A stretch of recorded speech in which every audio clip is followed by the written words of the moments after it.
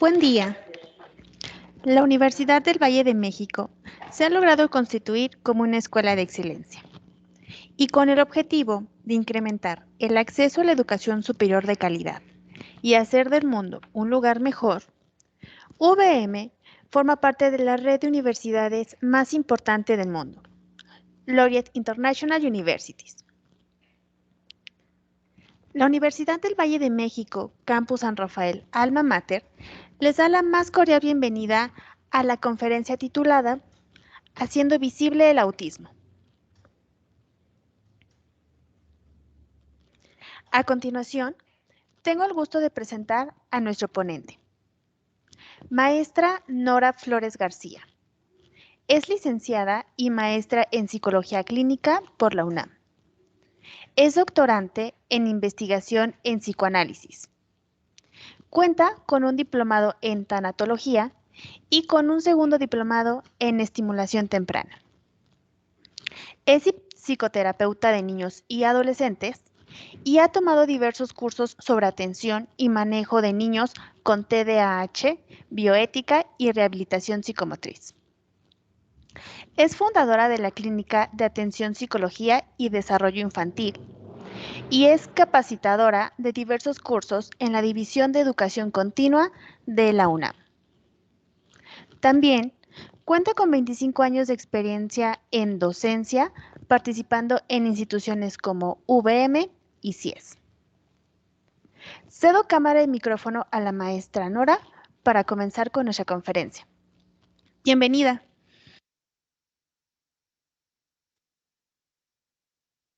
Hola, ¿sí me escuchan?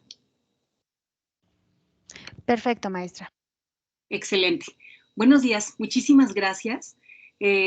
Para mí es un gusto enorme participar este día con ustedes con esta plática acerca de la visibilización del autismo y me da muchísimo gusto por muchísimas razones. Una de ellas me parece que es un tema fundamental, sobre todo para los estudiantes cuando trabajamos con niños, cuando estamos en el área educativa o en el área clínica.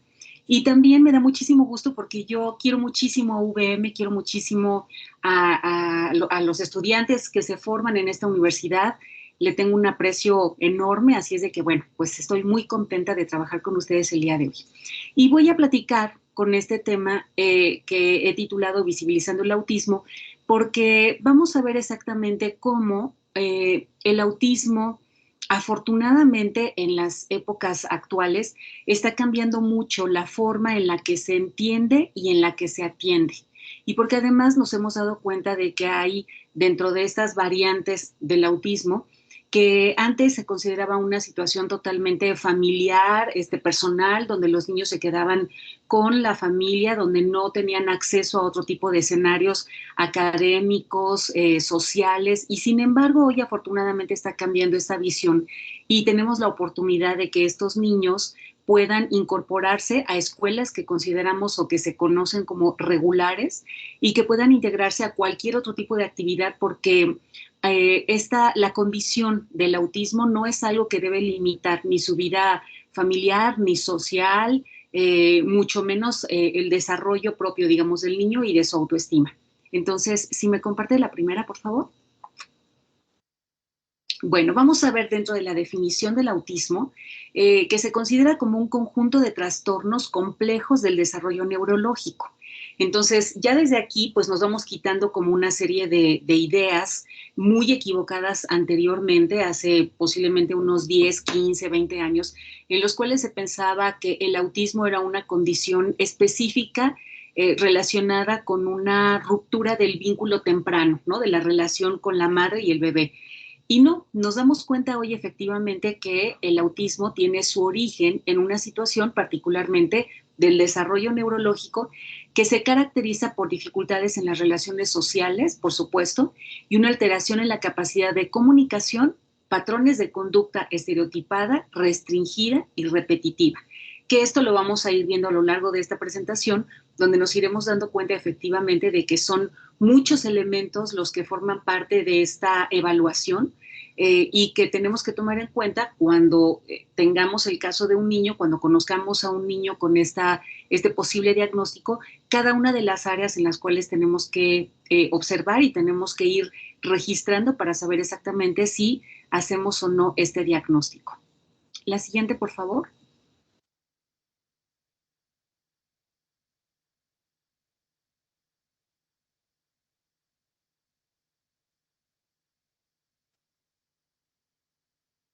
Ay, como que no alcanzo a ver las letras porque tengo aquí el letrerito que dice volumen, cámara, etcétera. ¿No habría manera como de desaparecerlo? Esa barra maestra desaparece una vez que dejamos de hacer movimientos sobre la pantalla. Ah, ok. Bueno, entonces trataré de leerla porque no alcanzo a ver.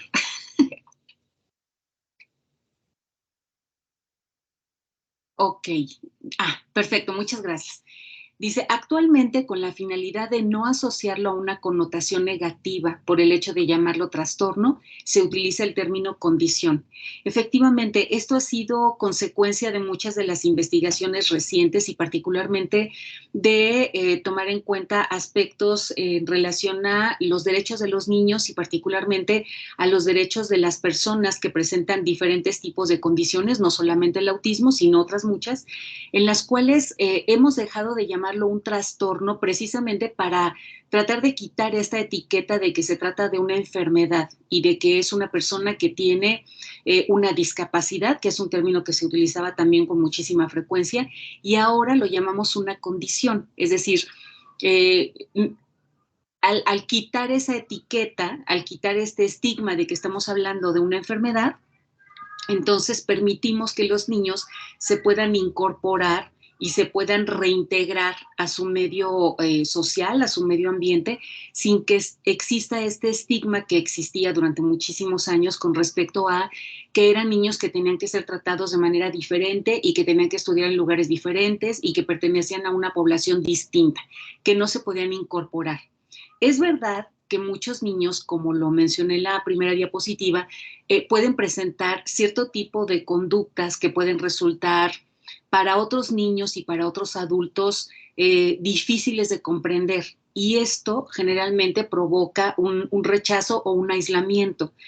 Se está buscando precisamente que con estos cambios, con la forma en la que nosotros empezamos a visibilizar el autismo, nos damos cuenta de que realmente son niños que pueden funcionar en cualquier tipo de ambiente, quizás con cierto tipo de condiciones o de características particulares, pero esto no tendría por qué inhibir su reintegración, su incorporación a su medio ambiente. Entonces, hoy dejamos de llamarlo trastorno y lo consideramos una condición, es decir, vamos a decirlo como si fuera un estado y no precisamente como algo que forma parte de una entidad psiquiátrica con una estructura que habla de una enfermedad, donde al niño inmediatamente lo etiquetamos y lo hacemos a un lado, sino no, es un niño que vive con esa condición como podría ser un niño que tiene diabetes, como podría ser un niño que tenga, no sé, alguna pequeña malformación física y eso no tiene por qué limitar ni tiene por qué generar una ruptura con su medio ambiente. La siguiente, por favor. Bueno, vamos a hablar de los criterios que se consideran dentro del DSM-5 y del CIE-11, que son, ustedes lo saben muy bien, son dos formas, son dos tipos, digamos, de clasificaciones acerca de las condiciones o de los trastornos. Entonces, el DSM-5, que es muy conocido por nosotros los clínicos, el CIE-11, que es particularmente un tipo de clasificación que se realiza a partir de las asociaciones europeas, dice que actualmente se recoge el término único de trastorno del espectro del autismo. Y dentro de este vamos a englobar el autismo, el síndrome de Asperger y el trastorno desintegrativo infantil y otros trastornos generalizados del desarrollo no especificados. Antes del DSM-5 y antes del CIE-11, por ejemplo, en el CIE-10, en el DSM-3, DSM-4, el trastorno del autismo tenía como estas variantes como si fueran diferentes. Había una clasificación para Asperger, una clasificación para el autismo, otra para trastorno desintegrativo infantil, y cada uno de ellos contaba como con elementos particulares. Ahora no. Ahora el DSM-5 y el CIE-11 recogen todos estos elementos y los integran en un único tipo de clasificación a la que ellos llaman trastorno del espectro del autismo. ¿Por qué? Porque dentro del autismo nosotros vamos a ver quizás ciertas diferencias en alguno de estos criterios que les acabo de mencionar, como Asperger, como el autismo como tal, pero no alcanzan a ser suficientes como para hablar de otro tipo de trastorno. Entonces, dado que comparten características, trataré de explicarme, como comparten la raíz, estas ramas no tendrían por qué formar parte de otra categoría, sino forman parte del mismo árbol que conocemos como espectro del autismo. Y cuando hablamos de espectro, justamente hablamos de estas ramificaciones, ¿no? Como si fuera este halo solar, como si fuera esta aura, que efectivamente es lo que va a dar como esta tonalidad, pero estamos hablando específicamente de este tronco que se llama autismo. Obviamente ustedes van a decir, bueno, ¿por qué nos acaba de decir que no es un trastorno, sino que es una condición? Y aquí el DSM-5 dice que sí es un trastorno. Bueno, porque recuerden ustedes que estas clasificaciones se hacen a partir de criterios y de nosologías psiquiátricas, entonces no podríamos excluirlos dentro de estos manuales porque entonces ya no formarían parte de lo que nosotros tendríamos que evaluar o clasificar, sino sería cualquier otro tipo de condición. Y no, en realidad estamos hablando dentro de estos manuales de clasificación psiquiátrica que hablan específicamente de las afectaciones en el desarrollo de los niños, por eso es que los consideramos así. Y hablamos entonces de trastorno del espectro del autismo, que sería de la terminología más reciente, así es como tendríamos que considerar en el momento en el que hagamos nuestro diagnóstico. La que sigue, por favor. Bueno, características. Vamos a ver entonces particularmente dos tipos de características que ya las mencioné en nuestra primera diapositiva, pero ahora sí vamos a ver específicamente a qué nos vamos refiriendo. Estas características forman parte de la clasificación que hacen tanto el DSM-5 como el CIE-11. Y particularmente en las características vamos a considerar dos. La primera de ellas, es decir, algo que caracteriza sí o sí a los niños que presentan esta condición de autismo es, en primer lugar, dificultades para la interacción y la comunicación social. ¿Cuándo observamos esto? Bueno, lo voy a mencionar un poquito más adelante en las diapositivas, pero esto lo vamos a ver de manera muy temprana. No hablamos de una persona que a los 15, 18 o 20 años empezó a tener este tipo de dificultad. No, en el autismo, una característica específica es que esta dificultad para interactuar y esta dificultad para comunicarse la vamos a observar desde etapas muy tempranas del desarrollo. Entonces, son niños que tienen una gran dificultad para establecer una relación con los otros. Generalmente se aíslan o no toleran o no les resulta agradable el hecho de que otros niños los integren en sus juegos o los toquen o platiquen con ellos. Ellos como que este tipo de estímulos no los reciben muy bien. Y por otra parte, estas habilidades de comunicación social son muy limitadas. Y tenemos también intereses restringidos y comportamientos repetitivos. Entonces, estos intereses se remiten particularmente a que los niños suelen elegir, por ejemplo, un juego en particular o un juguete en particular y no lo sueltan y todo el tiempo quieren estar interactuando, jugando con ese juguete o con ese libro o con esos colores y no buscan como un niño, cuando nosotros lo metemos a un consultorio de niños, de terapia infantil, pues generalmente nosotros tenemos muchísimos libros, tenemos colores, tenemos juguetes, y cuando un niño entra, bueno, se queda como sorprendido, maravillado y no sabe ni qué tocar primero. Estos niños no. Estos niños pueden seleccionar solamente un estímulo y no hacerle caso a ninguna otra cosa. Entonces, se van a restringir específicamente a cierto material y aunque los profesores o los terapeutas les muestren otro tipo de estímulos, los niños generalmente como que no les van a hacer caso. Y los comportamientos repetitivos se refiere no solamente a movimientos corporales, sino también al hecho de que en algunos casos pueden tener como movimientos, ¿no? Como si se estuvieran meciendo, o movimientos con las manos, o movimientos con alguna parte del cuerpo que van a ser repetitivos. generalmente los niños tienen un comportamiento o un movimiento que es, dependiendo de la edad, pues son como muy activos, ¿no? Corren, brincan, se giran en el piso, se buscan un árbol para estarse colgando. Estos niños no, estos niños generalmente tienen cierto tipo de manerismos o de cierto comportamiento muy repetitivo y que no lo rompen, no lo sueltan, ¿no? Si están sentados y tienen estos comportamientos como de mecimiento, ¿no? Que es como el que estoy haciendo yo en este momento, generalmente no lo detienen. Aún y cuando existan otras posibilidades de moverse en el espacio, generalmente utilizan únicamente cierto tipo de comportamiento.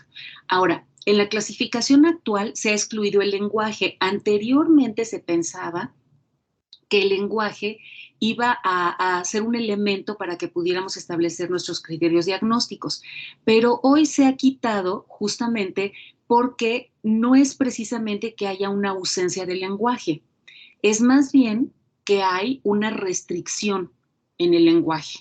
Son pocas palabras, son muy cortas, les decía yo hace un momento que hay dificultades para interactuar y comunicarse, entonces no es que exista una ausencia, más bien es una limitación. Por eso justamente el lenguaje se excluyó de estas clasificaciones anteriores, porque anteriormente formaba parte de esta tercera característica, es decir, hay problemas o trastornos del lenguaje y hoy nos damos cuenta de que no es así. Y esto tiene relación particularmente con el desarrollo o con estas características particulares de cada niño y del tipo de condición que presenta. Es decir, dentro de estas ramas que decía yo hace un momento, habrá unas en las cuales haya una mayor interacción, una mayor comunicación y otras en las que esté absolutamente limitado. Entonces, por eso es que no se puede considerar como un criterio particular. La siguiente, por favor. Bueno, se considera que el autismo se define como una disfunción neurológica, como ya lo explicamos al principio, con fuerte base genética. Entonces, ahí vamos a ver exactamente cómo hemos descartado estas teorías que decían inicialmente es que el autismo se genera porque la mamá lo rechaza, porque la mamá tiene una muy mala relación con el bebé. Nada de esto, ¿no? Estas son teorías que existieron hace muchísimo tiempo, seguramente ustedes las habrán visto en sus clases de clínica o de desarrollo infantil, pero hoy, con los avances que han habido en relación al estudio del autismo, pues existe una evidencia de que estamos hablando de una condición genética. Y esa condición genética se va a expresar en estas alteraciones neurológicas que van a producir este tipo de comportamientos que estamos observando. Ahora, debido precisamente a que estamos hablando de una base genética, por eso es que esto se ve en los niños en etapas muy tempranas, ¿sí? Porque esta expresión de los genes la vamos a ir viendo desde que el bebé es muy pequeñito y gradualmente es algo que va evolucionando, digamos, que se puede ver ya de maneras mucho más, en escenarios o en condiciones mucho más específicas, pero no es que le haya dado autismo a los 5 años, ni es que le haya dado a los 7. El niño nace con esta condición y se va desplegando este panorama a lo largo de su desarrollo, porque ahí es donde vamos viendo este tipo de afectaciones. Dice entonces, se manifiesta en una serie de síntomas relacionados, como lo dije hace un momento, en la interacción social, en la comunicación y la falta de flexibilidad en el razonamiento y comportamiento, ¿no? Por eso tienen comportamientos muy estereotipados, donde no hay manera de, oye, deja de hacer eso porque te estás lastimando. No existe esta posibilidad de que el niño tenga esta flexibilidad en el razonamiento y en el comportamiento. El grado de afectación varía entre individuos, por eso les hablaba yo hace un momento de que dependiendo de cuál sea la rama de este árbol, vamos a ver cómo va a ser esta afectación o esta alteración en el comportamiento y ninguna persona que presenta trastorno del espectro autista es igual a otra en cuanto a características observables, ¿no? Entonces, anteriormente era como a todos los metemos en el cajón del autismo y ahí, ¿no? Casi que todos van desplegando sus características particulares, pero todos son en el mismo. Hoy no. Hoy tenemos este tronco, pero cada uno va a tener un comportamiento específico y aún dentro de eso, cada niño va a ser diferente. Es decir, podemos tener 10 niños con Asperger y estos 10 van a tener comportamientos diferentes, porque obviamente van a tener una expresión genética y van a tener condiciones sociales y ambientales que los van a diferenciar también y que por eso no podemos como encajonarlos todos en el mismo escenario. La siguiente, por favor. Bueno, la etiología ya la mencioné un poquito. Ya les dije que hay una situación genética, así que es absolutamente ineludible. La respuesta sobre cuál es el gen que está alterado, pues esa no se las puedo dar yo y todavía no nos la puede dar la ciencia. Eso es algo que todavía está en estudio. Si se habla por ahí de que debe ser algún gen, de que debe ser una parte de algún tipo de gen específico, pero todavía no se sabe con claridad cuál es ese gen que se encuentra afectado. Ustedes saben que los estudios acerca de la genética y acerca de estas... de los comportamientos de todos estos cromosomas y de ver si uno está alterado en una parte o en otra va a modificar, eso es algo que todavía está en estudio. Hace poquito tiempo, creo que fue 1 o 2 semanas, hicieron un avance, un anuncio muy importante con respecto a avances precisamente en estos mapas genéticos y la posibilidad de poder identificar en ellos diferentes tipos de trastornos o incluso enfermedades que seguramente vamos a presentar en algún momento de nuestra vida, pero que no sabíamos porque no conocemos nuestro mapa genético. Bueno, todavía estamos en ese estudio, así es de que faltan muchos años, estoy segura de que algún día será así, tal vez nos toque verlo, tal vez no, pero seguramente la ciencia se dará la tarea de llegar al momento en el cual estos mapas genéticos se puedan ya descifrar y nos permitan darle respuesta a esta condición como a muchas otras. Entonces, la etiología del autismo podríamos decir que es multicausal. Los avances más recientes, dice, indican la importancia de los factores genéticos y de algunos posibles factores ambientales que dan lugar a alteraciones cerebrales muy tempranas.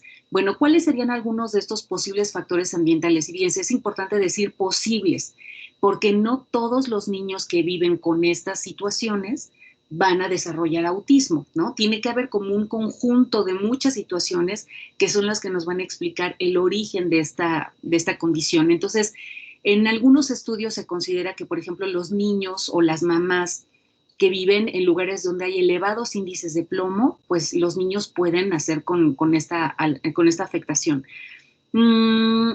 Para algunos casos sí, para otros no. Imagínense ustedes, nosotros en la Ciudad de México, que respiramos plomo en cantidades industriales y no todos los niños desarrollan autismo. Entonces, pareciera ser que en una mamá que tiene esta predisposición genética, donde hay además la presencia de un gen dominante, el vivir en estas condiciones, como por ejemplo elevados índices de plomo, como vivir cerca de lugares donde haya mucha radiación, particularmente las personas que viven en lugares donde hay estas torres de luz, mamás que tienen problemas de alimentación o de nutrición. Entonces, si existe ya esta predisposición, estas condiciones podrían desencadenar que este gen se activara y el niño entonces desarrollara esta condición. Pero pues tampoco es algo que exista hoy así como una regla para decir todos los niños, pues no, eso es algo que todavía sigue en estudio.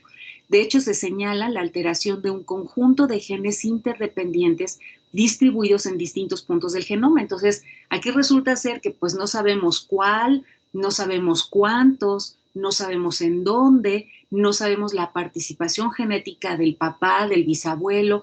Entonces, sabemos que es una condición genética, sí, sabemos que hay factores que pueden contribuir de la mano de lo genético, sí, pero todavía no existe la certeza de cuáles, ¿no? Es algo que, insisto, al paso de los años seguramente tendremos la respuesta, pero hoy, pues desafortunadamente, no.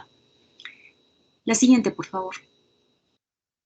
Bueno, lo que nos interesaría a nosotros como psicólogos, porque nosotros no somos neuropsicólogos o porque nosotros no somos psicopedagogos o no somos psiquiatras, sino somos personas que interactuamos con niños y que constantemente pues estamos yendo a escuelas a hacer prácticas o trabajamos en algún hospital y todo eso, lo que nos interesa es, bueno, ¿cómo lo voy a observar? ¿No? Yo no tengo esta súper especialización, pero ¿cómo voy a poder observar a un niño que tiene autismo? ¿Qué me podría hacer pensar que este niño que tengo frente a mí tiene esta condición? Bueno, vamos a ver diferentes elementos. Uno de ellos, como lo mencioné desde la primera diapositiva, es la interacción social, y esta es una interacción social que obviamente se encuentra alterada. La vamos a ver particularmente en el contacto visual. Entonces, los niños justamente que tienen la condición de vivir con autismo, tienen muchas dificultades para establecer el contacto visual con las personas, y esto lo observan las mamás desde que el bebé está, desde que lo está amamantando, ¿no? La mamá se da cuenta de que el niño no la puede observar a los ojos y que prefiere desviar la mirada, ¿no? O que pareciera como tener la mirada fija, perdida en el horizonte, no pudiendo establecer un contacto visual con ella.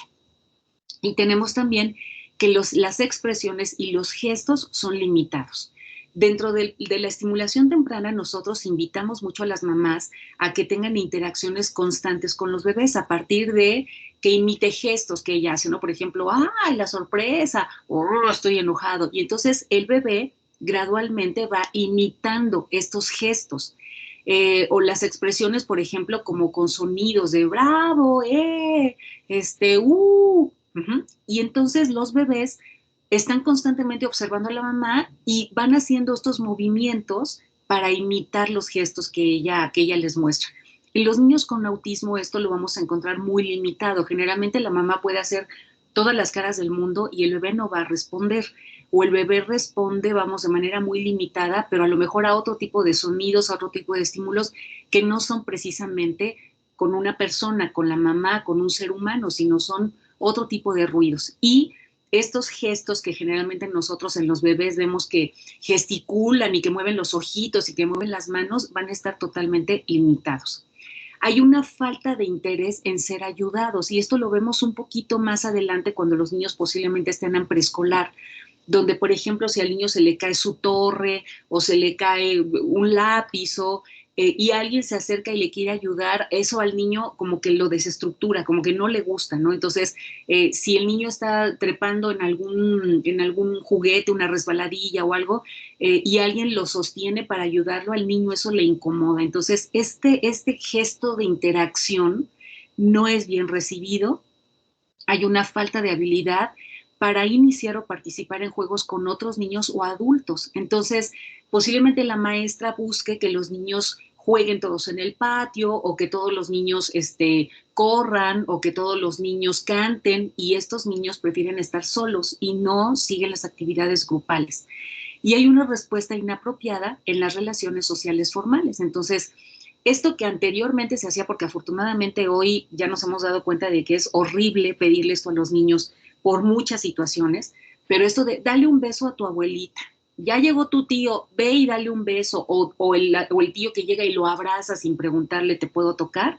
Al niño lo pone muy mal, ¿no? Entonces, este tipo de comportamientos que otros niños podrían recibir de buen modo, porque ya vimos que no es así, generalmente va a desencadenar una reacción negativa en el niño de absoluto rechazo, de llanto, de correr, de esconderse, y ya desde ahí como que los adultos dicen, ay, bueno, ¿por qué se pone así? Bueno, son parte justamente de lo que nosotros vamos a ir observando. La siguiente, por favor. Bueno, en la parte de la comunicación, que ya dijimos también que es uno de los criterios a evaluar, tenemos que la comunicación tanto verbal como no verbal se encuentra alterada.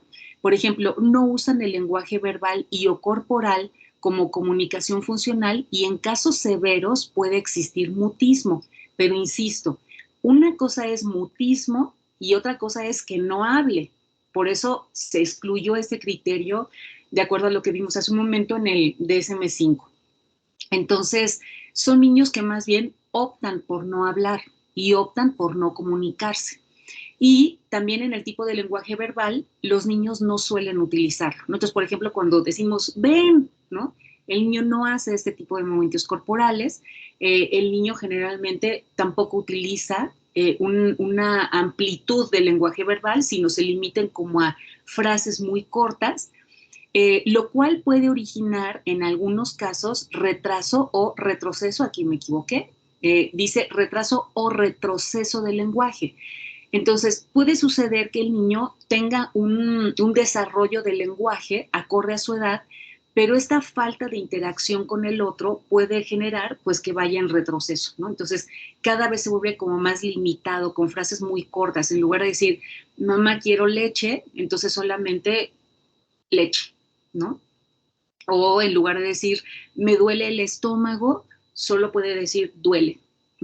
O, o tocarse el estómago, pero no poder expresar lo que le sucede. Cuando esta está presente, hay una alteración importante de la capacidad para iniciar o mantener una conversación, lo cual se conoce como ecolalia, que esto es algo que ustedes seguramente ya habrán visto en alguna de sus clases. La ecolalia es repetir solamente como el final de una frase. Entonces, si por ejemplo la mamá le dice, ¿quieres tomar agüita? El niño dice, ita. ¿Te gustaría comer pastel? Tel. O pastel, en lugar de decir toda la frase. Y esto, bueno, pues nos habla justamente de que le cuesta trabajo establecer este tipo de conversación, ¿no? Nosotros generalmente cuando platicamos, sobre todo cuando decimos que hablamos hasta por los codos, bueno, pues decimos, ya, y entonces fui, vine, subí, bajé, la película. Y estos niños tienen frases muy cortas y muy específicas, razón por la cual es muy difícil tener esta interacción verbal con ellos. Ay, no alcanzo a leer qué dice la última. Mm, ok, cuando, no, es la que sigue, la parte de abajo.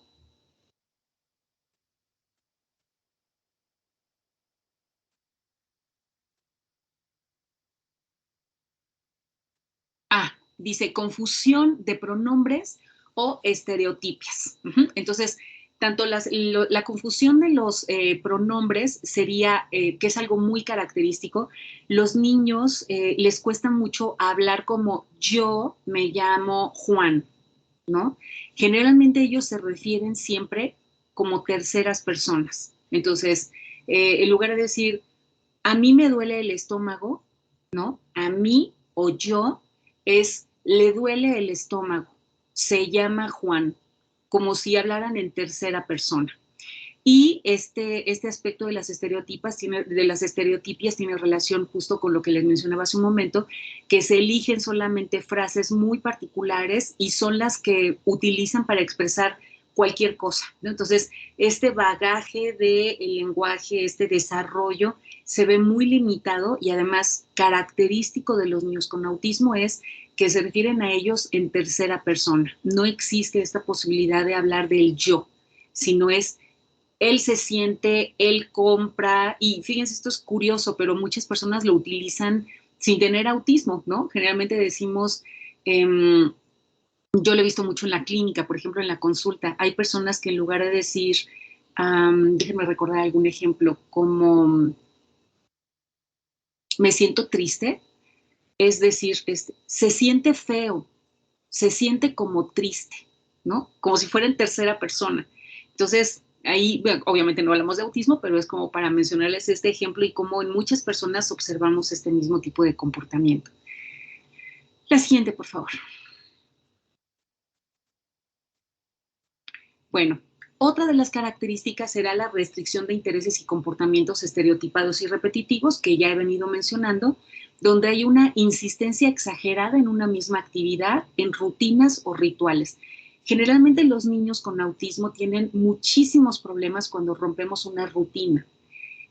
Por ejemplo, salir de clases e iniciar las vacaciones, donde a lo mejor el niño ya se puede levantar más tarde, o donde desayuna más tarde, o donde no sale de su casa a cierta hora, él lo recibe con mucho desagrado. Generalmente ellos utilizan constantemente rituales, actividades que son rutinarias, estereotipadas, y cuando se corta con ellos o cuando nosotros las rompemos, esto lo saca totalmente de control.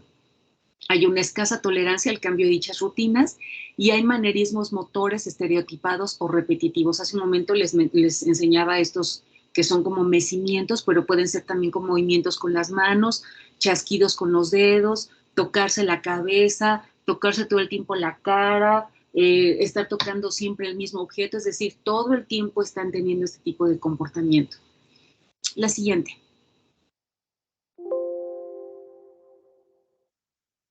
Bien, Ahora, otro elemento es la respuesta inusual a los estímulos.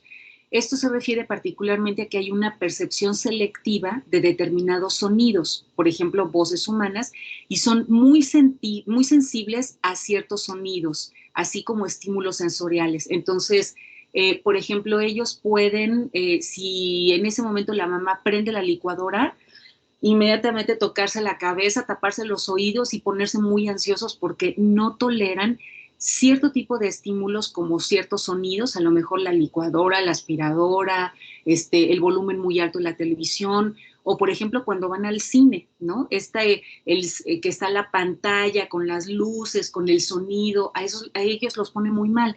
De hecho, hay ciertas asociaciones y ciertos clubs, por ejemplo, de la América, asociaciones para niños que que viven con condición del autismo, que cadenas de cines como Cinépolis y Cinemex los invitan en ciertas ocasiones a ver una película específicamente para ellos. Entonces, cuidan mucho la intensidad de la luz, cuidan mucho el volumen, cuidan mucho quizás estos estímulos que para ellos pueden resultar muy incómodos, porque no es fácil que los llevemos a cualquier lugar, ¿no? Uno diría, qué padre, ay, qué padre, el sonido, la película. Con ellos hay que tener mucho cuidado con esto.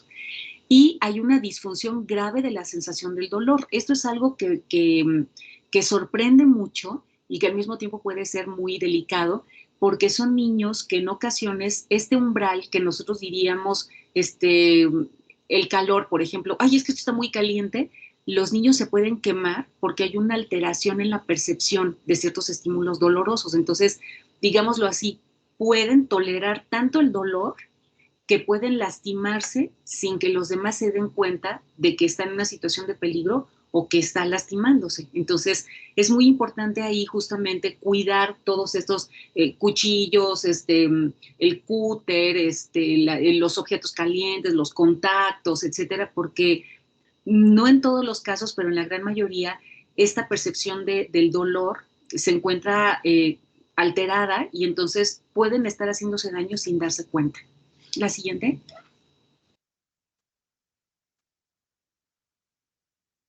Bueno, dentro de los trastornos del comportamiento, lo que vamos a ver es una dificultad para centrar la atención en temas, perdón, aquí también me equivoqué, en temas o actividades que no han sido elegidos por ellos mismos. Hace un momento les ponía el ejemplo de la maestra que en la escuela, por ejemplo, quiere integrarlos a todos, a que canten una canción, a que corran o a que participen interactuando. Y si esto no ha sido algo que el niño eligió, no va a tomar bien este tipo de petición por parte de la maestra, ¿no? Generalmente los niños se acercan, toman un juguete, están haciendo algo y no quieren que se cambie y no quieren que se los quiten y no lo quieren prestar y no quieren interactuar con los demás con ese juguete. Entonces, les cuesta muchísimo trabajo cambiar las actividades y al mismo tiempo desarrollar actividades que ellos mismos no han elegido.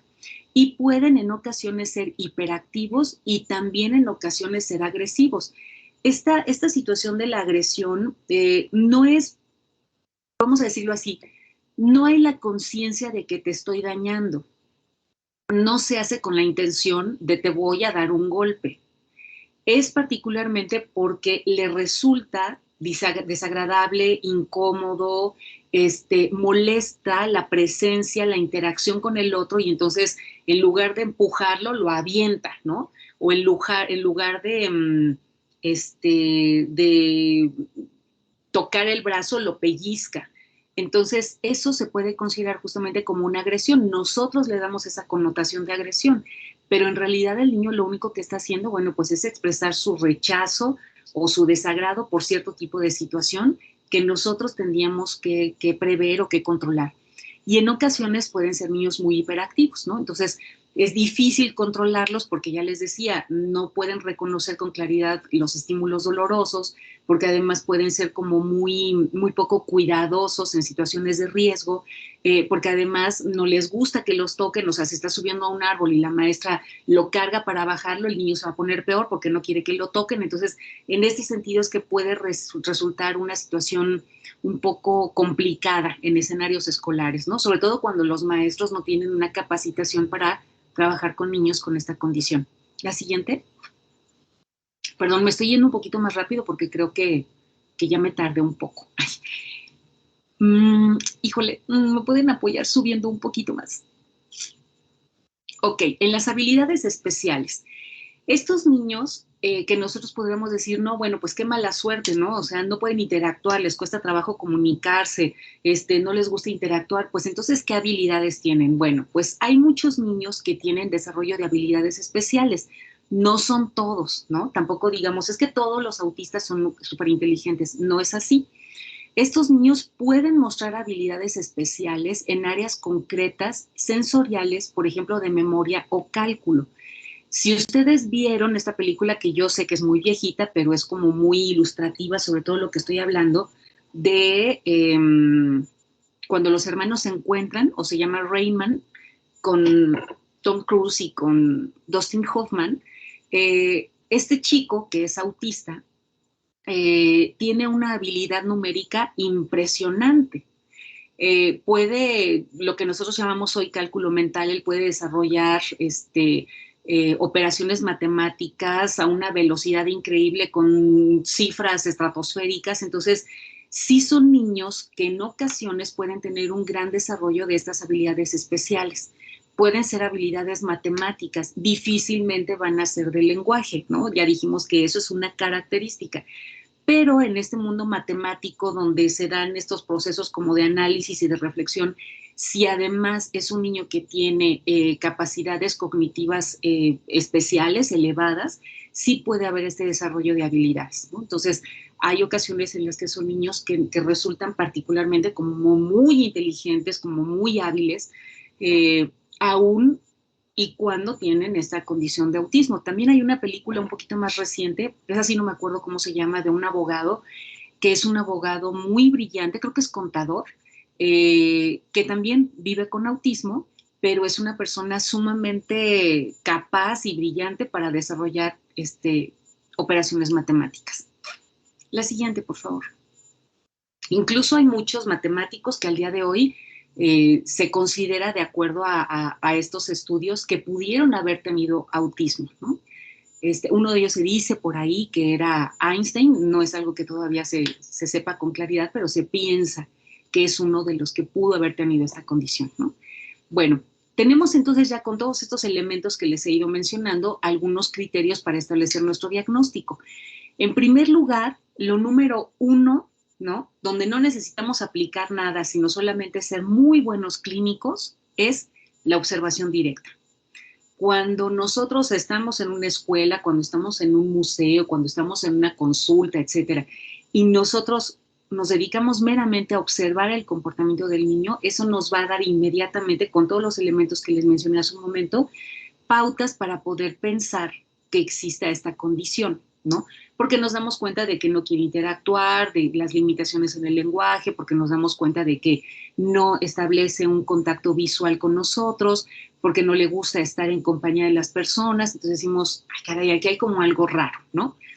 El otro punto es la entrevista con los padres. En la entrevista con los padres, que nosotros como psicólogos aprendemos desde nuestros inicios de formación a hacer historias clínicas muy detalladas acerca del desarrollo del niño. Y entonces no solamente hablamos del desarrollo previo al nacimiento del bebé, sino hablamos del momento del nacimiento y hablamos de todo lo que sucedió en los primeros meses. Entonces, ahí vamos estableciendo, ¿no? Como estas tablas madurativas que nos van a permitir definir si el niño iba adelantado, retrasado o cómo se estaba dando el desarrollo madurativo. La entrevista con los profesores, ¿no? Si la de los papás no nos quedó muy clara, si tenemos como ciertas dudas, pues otras son los maestros, porque los maestros lo van a ver en un escenario totalmente diferente, lo van a ver interactuando con compañeros, lo van a ver interactuando con los profesores, lo van a ver como en las actividades cotidianas en el salón. Digo, difícilmente un niño va a llegar a la escuela sin haber tenido el diagnóstico, pero les voy a decir, va a depender de la rama de autismo que estemos hablando, porque hay muchísimas personas que adultas a los 20, 25 años apenas están recibiendo su diagnóstico de Asperger, ¿no? Entonces uno diría, pues cómo se le escapó a la maestra, cómo se le escapó a los papás, cómo se le escapó al pediatra. Bueno, es que recuerden ustedes que no todos los casos son iguales y que hay unos que tienen como una evidencia muy clara y hay otros niños que van más o menos como fluctuando y podrían como, voy a decirlo así, escabullirse de todos estos criterios diagnósticos o bien haber recibido otro tipo de diagnóstico que no fue el de autismo, ¿no? Sino que nos hablaban de otra condición. Entonces, hoy hay muchos adultos que apenas se están enterando de que tienen este espectro, digamos, de Asperger, y es justamente porque, bueno, las condiciones no son las mismas en todos los casos.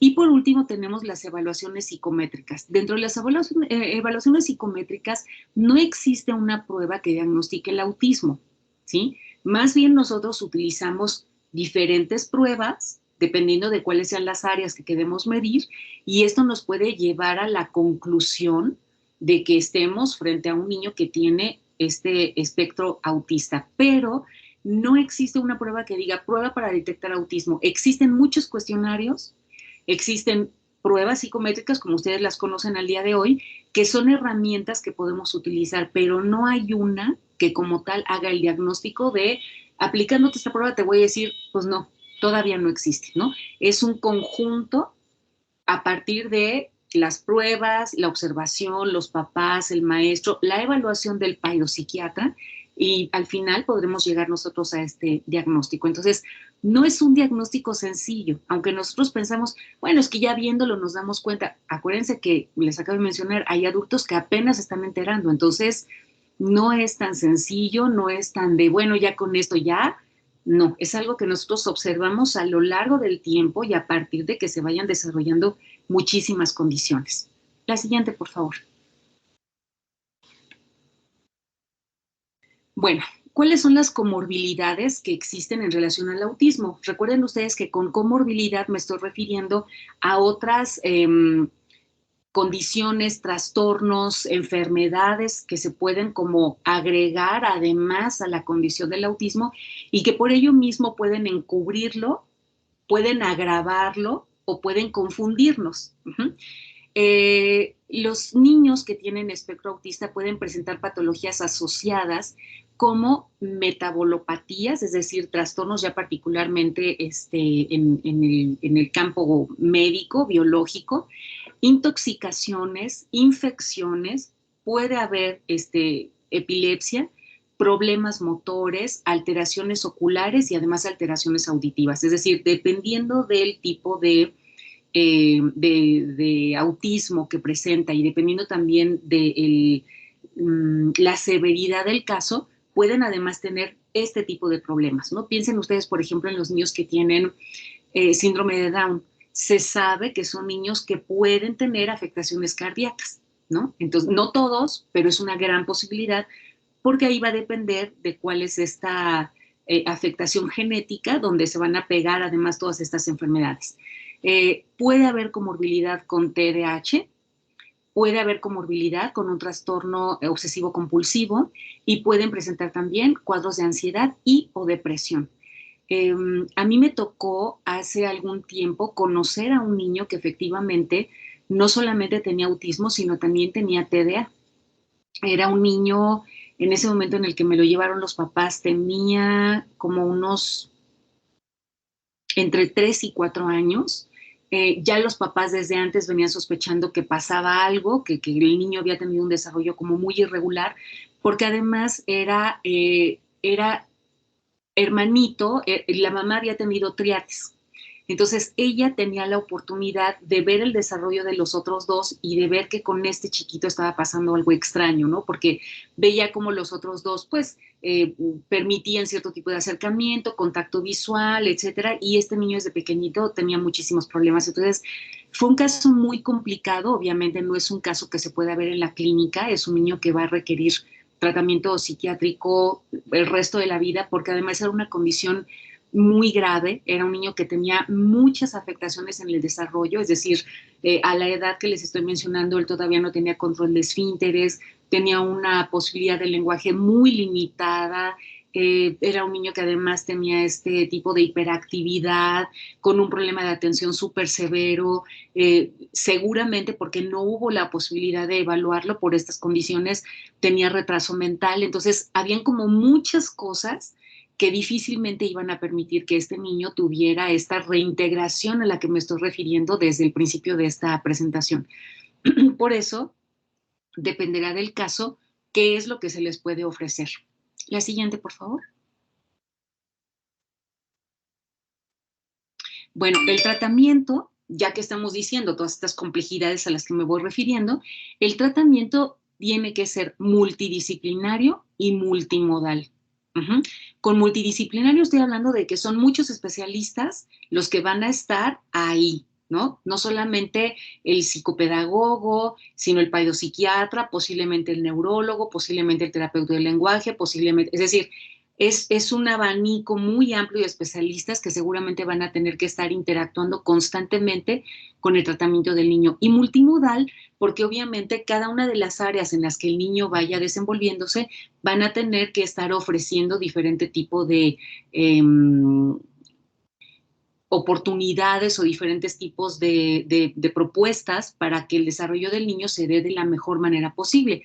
En primer lugar, tenemos el asesoramiento y las pautas a la familia, es decir, la familia tiene que saber exactamente cómo lidiar y cómo trabajar con estas situaciones que les mencioné, si es un niño que además tiene problemas de atención, si es un niño que además tiene problemas madurativos, si es un niño que tiene problemas de lenguaje, si es un niño que tiene problemas de conducta, pues tendrá que saber exactamente cómo va a poder trabajar con el niño.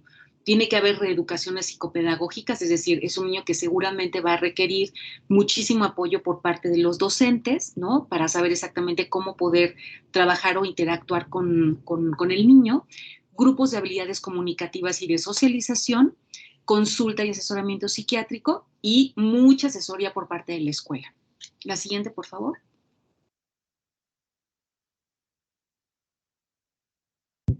Bueno, mitos. Me los voy a aventar rapidísimo. Los mitos del autismo. El autismo es una enfermedad. Ya dijimos que no, las enfermedades se curan, el autismo no se cura. La siguiente.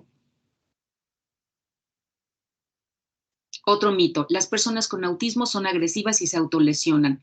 Ya dijimos que puede ser parte en algunos casos de procesos de regulación de emociones, pero no una persona que quiere agredir a los otros, ¿no? Sino es esa dificultad que tienen para autorregular su comportamiento. La siguiente. Las personas con autismo carecen de sentimientos y emociones, absolutamente falso. No debemos confundir estas dificultades para interactuar con los otros con el hecho de que las cosas no las sientan, ¿no? Son niños tan sensibles como todos nosotros, ¿no? Solamente se expresan de manera diferente. La siguiente. Las personas con autismo son genios, ¿no? Ya dijimos que hay algunos casos en los cuales puede haber habilidades especiales superiores, pero no podemos decir que todos. La siguiente. Las personas con autismo viven en su mundo. Bueno, ya desde ahí empezaríamos a hablar de discriminación. El mundo es un mundo para todos, ¿no? Para niños con diabetes, para niños con epilepsia, para niños con TDA, para niños con autismo. Y en este mundo interactuamos todos. No hay un mundo específicamente para ellos, más bien ellos forman parte de nuestro mundo. La siguiente.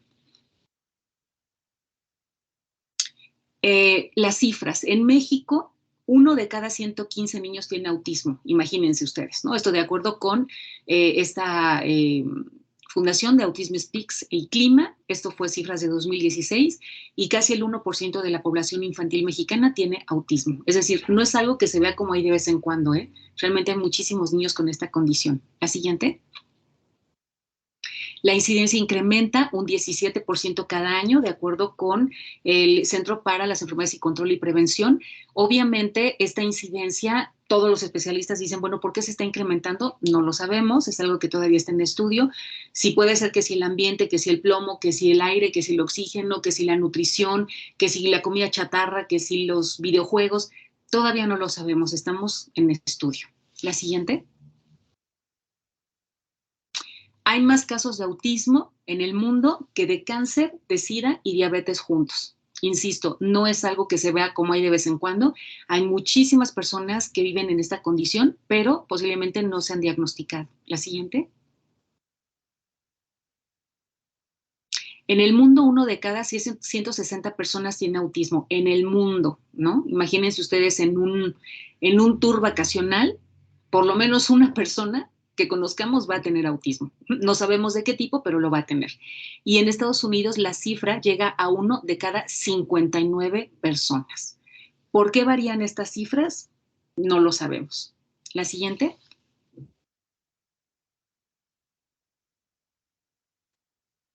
Bueno, creo que con esto nos queda como una idea mucho más clara respecto a la condición en general de vivir con autismo, respecto a la importancia de la inclusión, a la importancia de visibilizar este tipo de comportamientos y no utilizar estas cuestiones de ellos en su mundo, nosotros en el nuestro, de que ellos hagan sus cosas y nosotros las nuestras. Todos formamos parte de la misma sociedad.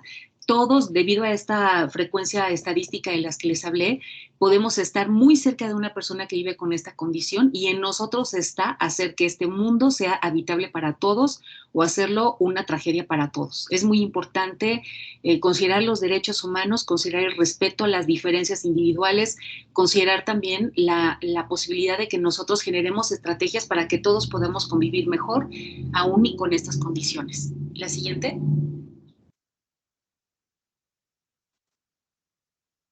Y bueno, es muy importante también evitar esta serie de prejuicios y de situaciones negativas con respecto a los niños y a los adultos que viven con la condición del autismo.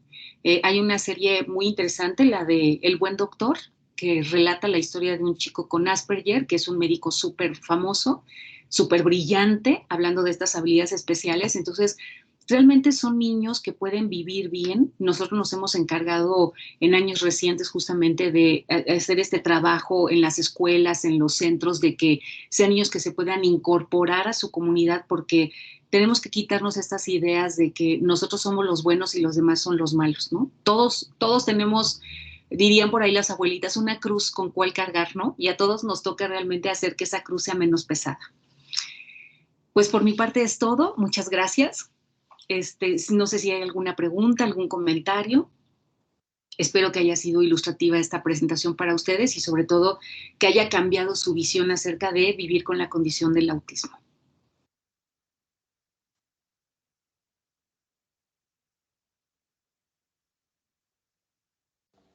¿Alguna pregunta? Ya tiene el micrófono abierto. Adelante, Mildred, por favor. Yo tengo una duda si, por ejemplo, en las primeras etapas del desarrollo, como ya se mencionaba, se puede presentar esta situación de autismo y luego ya en la edad adulta se pueda pasar alguna de las ramificaciones, como el trastorno de Asperger. No, generalmente no. Desde que tú naces, ya está como especificado cuál va a ser el tipo de autismo que vas a presentar. Es difícil que vayas mutando, ¿no?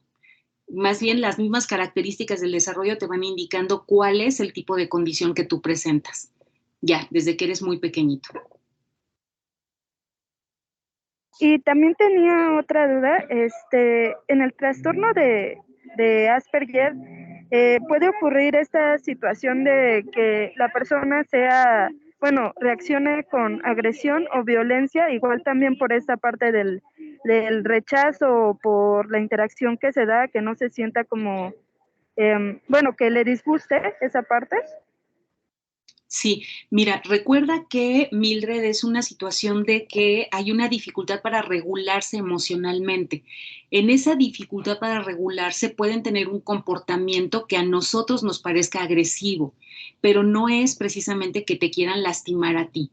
Entonces, si ese estímulo resultó muy desagradable, resultó muy difícil de tolerar o de comprender en ese momento, sí puede tener una respuesta que diríamos nosotros muy negativa, pero va a depender de todas estas estrategias que se van trabajando desde pequeñitos. Son niños que están todo el tiempo en tratamiento, a veces farmacológico, a veces terapéutico, trabajo con los profesores, con los papás, y entonces ellos pueden ir teniendo una mayor regulación de su conducta, pero si es algo que fue sorpresivo, que fue totalmente extremo para ellos, igualmente pueden responder de esa forma, ¿no?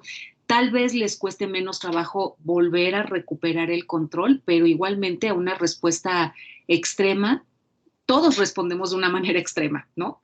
Pero tal vez en ellos haya una forma diferente de regular esta conducta. Entonces, puede pasar, pero es debido a esta dificultad para regular su conducta. Bueno, yo creo que esto también depende de si se logró identificar a una temprana edad o si ya se identificó ya cuando eran adultos, ¿no? O sea, Sí. no llevaron como esta parte de autorregular sus emociones y tal vez les sea más difícil, ¿no? Así es. Mira, la que generalmente se identifica de manera más tardía es el Asperger, porque por sus características se confunde con una persona antisocial o con una persona narcisista, y entonces toda la vida vive con esa situación y en realidad era Asperger. Pero las otras que sí nos hablan de un deterioro madurativo, esas generalmente se identifican de manera más temprana. Entonces, hay personas, incluso personajes famosos, que hablan de sus experiencias donde efectivamente siempre se sintieron extraños, diferentes, la gente siempre dijo, qué tipo tan raro, y después de muchos años se dieron cuenta que tenía Asperger. En estas situaciones es difícil que la conducta sea violenta, generalmente se da en otros tipos de condición, pero aquí más bien nos habla de esta dificultad para interactuar con los otros. Entonces, erróneamente pensamos que es una persona antisocial y en realidad tenía esta condición, ¿no? Pero en los otros casos sí generalmente se detecta de manera muy temprana.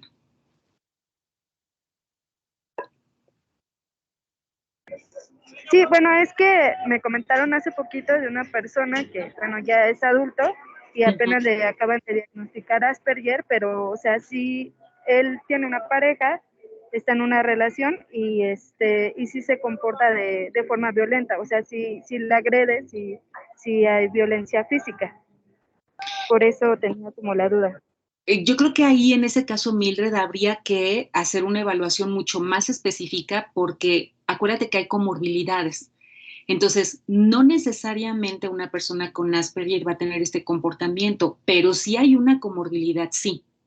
Entonces, si en esa comorbilidad es una persona con TDA, entonces sí puedes encontrar ahí la razón del comportamiento violento, como que son dos cosas diferentes. Una cosa es que tú respondas de manera exagerada a un estímulo y otra cosa es que tengas una interacción violenta constante con los otros. Entonces, si la comorbilidad explica esta condición, tienes que trabajar en la comorbilidad.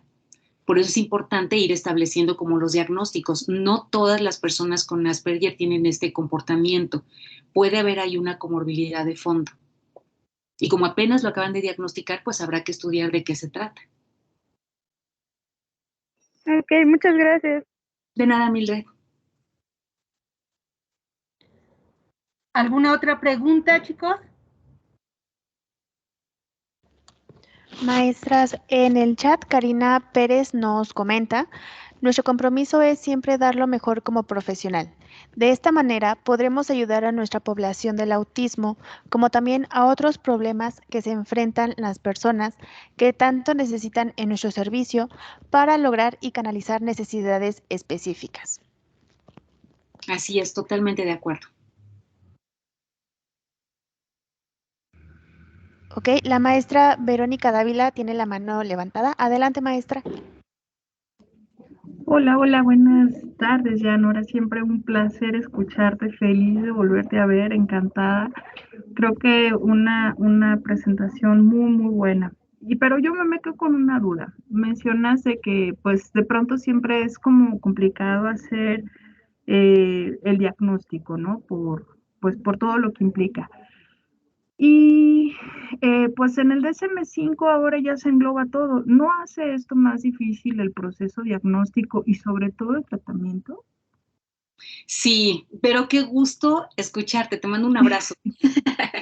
Sí, pero es justamente a lo que nos vamos refiriendo con respecto a las críticas que hacemos a estas clasificaciones, ¿no? Tanto del DSM-5 como del CIE.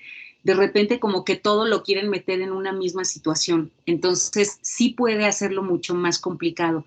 Ya cuando tú te especializas en ese tema, cuando ya eres alguien que trabaja específicamente con esta condición, pues tu experiencia te puede llevar más fácilmente a que tu observación clínica te haga llegar al diagnóstico. Pero hay tantos criterios y hay tantos trastornos que un año están y a la siguiente edición los quitan, que pues nos damos cuenta de que realmente es muy difícil de repente tanto identificar las características de los trastornos como llamar los trastornos, porque ahora con esta cuestión de las no etiquetas y derechos humanos también hay un gran problema con respecto a esas clasificaciones. Entonces, sí, yo creo que englobarlo todo en esa situación puede resultar, vamos a decirlo, hasta desventajoso para quien vive con esa condición. Pero pues así son las clasificaciones. Yo creo que ahí lo que más aporta es el ojo del clínico, ¿no? Y es el que te permite hacer una clasificación mucho más clara, identificar de qué estás hablando y saber a dónde tienes que dirigir tu intervención. Sí, muchísimas gracias. A ti, Vero, un abrazo. Un abrazote.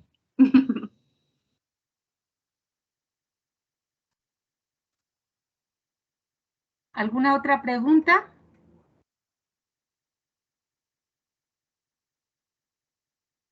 Parece que son todas, maestra. Gaby, adelante, por favor.